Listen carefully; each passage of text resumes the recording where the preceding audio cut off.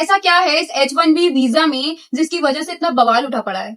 First of all let me explain H1B visa होता क्या है। यूएसए के एम्प्लॉयर्स जब किसी फॉरेन एम्प्लॉय को हायर करते हैं, so they hire that employ with the help of H1B visa. ये सिटीजनशिप से बहुत अलग होता है। सिटीजनशिप का मतलब है कि आप वहां पर परमानेंट सिटीजन बन चुके हो, आपके पास सारे राइट है। बट H1B वीजा में आप लीगली यूएस में तब तक रह रहे हो जब तक आपकी नौकरी चल रही है, यानी कि ये एक टेम्पररी वीजा होता है।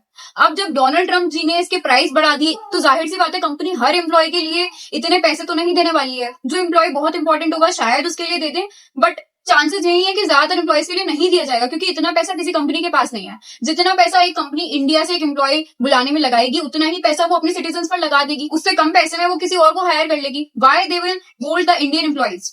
And now it is very clear कि डोनाल्ड ट्रंप एक जेलिस्ट गर्लफ्रेंड है, एक साइको गर्लफ्रेंड है इंडिया की। ही सेज कि हम बहुत अच्छे दोस्त हैं, we are the best friends, but उनके एक्शंस कुछ और ही दे रहे हैं। जब 70% से ज्यादा वीजा इंडिया वालों के पास है, ही वुड हैव नोन कि इससे इंडिया को कितना नुकसान होगा, but still he did this.